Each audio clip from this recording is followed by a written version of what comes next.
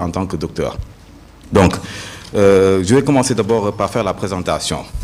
Ça a été très difficile pour moi d'officier pour cette présentation. Lorsque le secrétaire général adjoint, M. Ahmed Takoula Gueye, m'a dit que c'était à moi de le faire.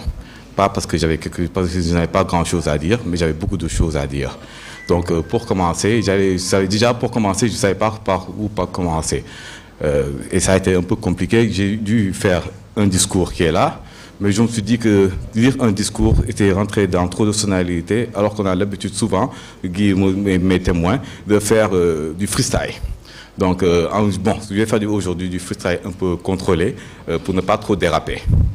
Donc, le professeur Cheikh Omar Diagne, ou le docteur Cheikh Omar Diagne aujourd'hui, on peut le définir comme un écosophe, un économiste, un géoéconomiste et un géopolitique. Il est spécialiste des questions monétaires. Il a eu à écrire plusieurs ouvrages, à savoir La Révolution de l'argent, qui est sorti en 2018 au niveau de Ruban Édition, où il fait un diagnostic sans complaisance des rouages signaux du franc CFA. Il y établit les bases de la conquête d'une monnaie souveraine. Actuellement, on sait que le débat sur la place publique se tourne autour de la souveraineté et de la monnaie. Mes amis panafricanistes qui sont ici parlent souvent de souveraineté économique. Mais la souveraineté sans l'économie ne peut pas aller souvent de pair et ne peut pas être dissociée.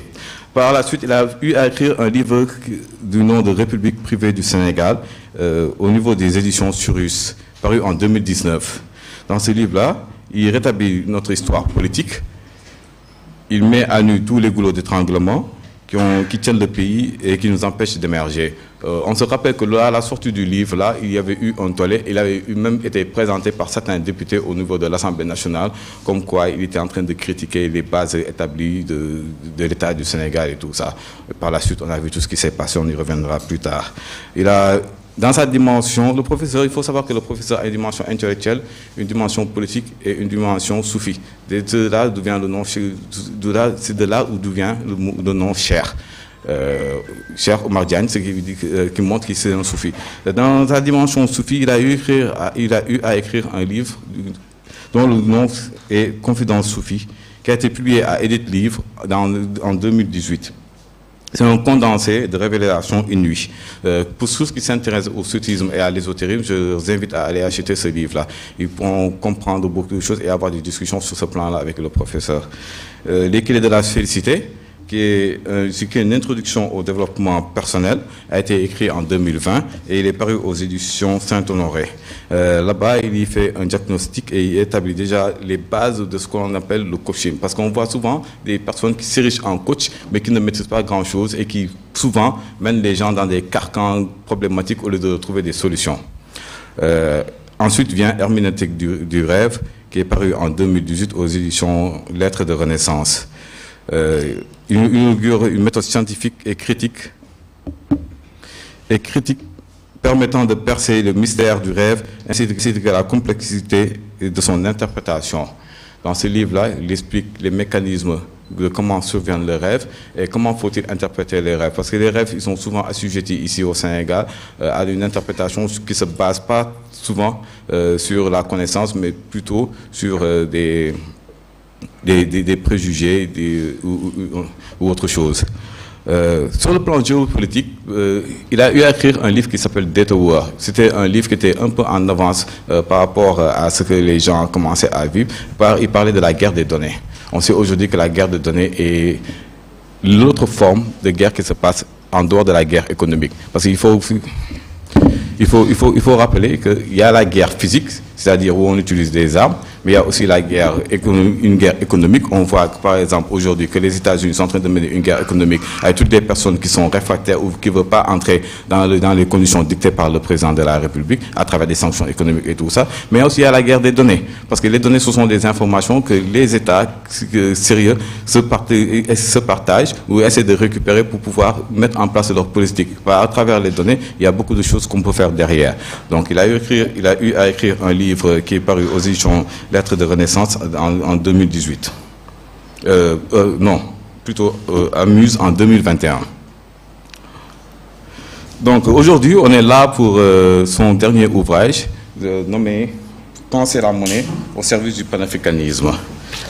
Il a été édité au niveau de l'Harmattan en 2025.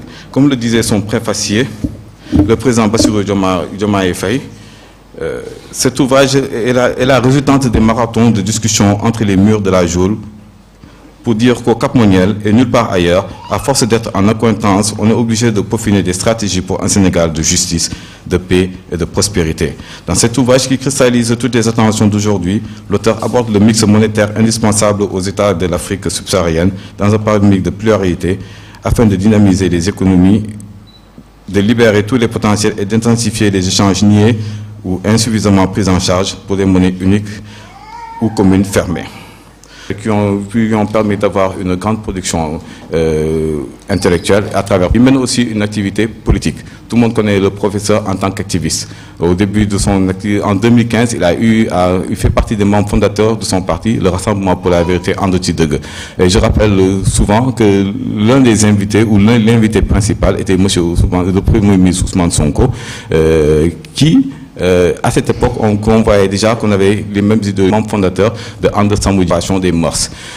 Une fois cela, après cela, son activisme a continué et cela a mené à des problèmes et à des chocs. Ces problèmes-là l'ont mené au niveau de sa première incarcération. Parce qu'il faut savoir qu'après André Dikoyi, il a eu à faire des émissions de télévision qui ont ensuite été, pour certains, un moyen d'être utilisé pour le mener vers la case prison. Il faut rappeler que sa première incarcération, qui a eu lieu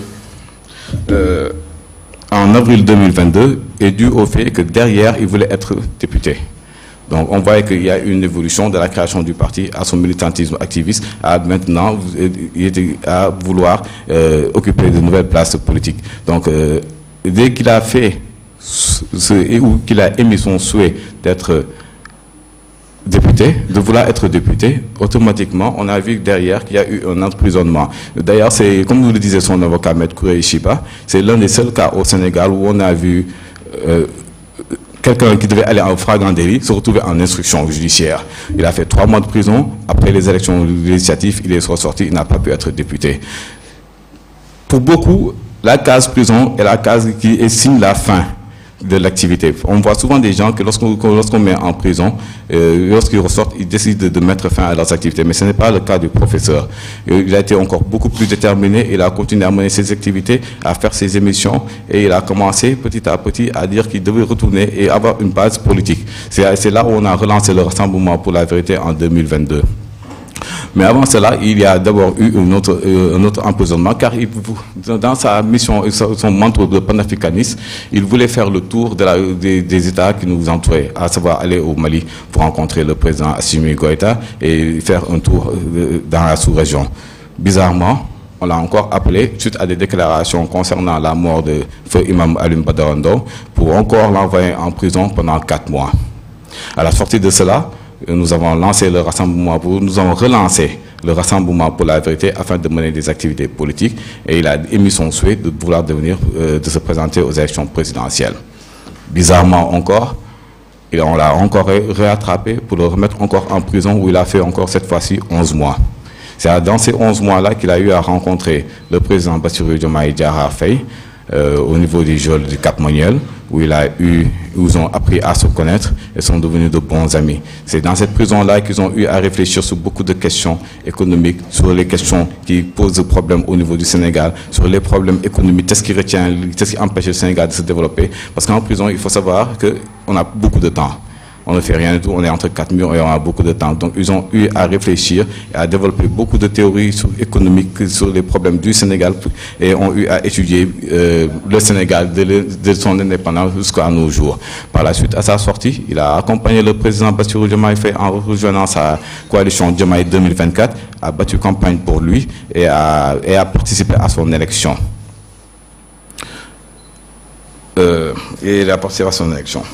Donc, c'est sur cette lancée, sur cette ligne brisée de recherche scientifique, de vérité et de constance qu'on peut déterminer qui est le professeur Cheikh Omar Diagne. C'est quelqu'un qui défend ses idées, qui n'a pas peur de ses idées et qui a le courage de ses idées. Il ose briser les carcans qui ont été mis en place et qui sont là depuis très longtemps. On se rappelle de son dernier problème qu'il avait eu, où il a, de par des faits historiques, véridiques, il a eu à mettre des preuves intellectuelles. Il a, de par d'accord, ok, on signale le temps. Donc, bon temps, je vais laisser la parole aux intervenants. Et ensuite, on fera un tour de table. On fera un tour au niveau des personnes qui veulent poser des questions ou bien donner des suggestions.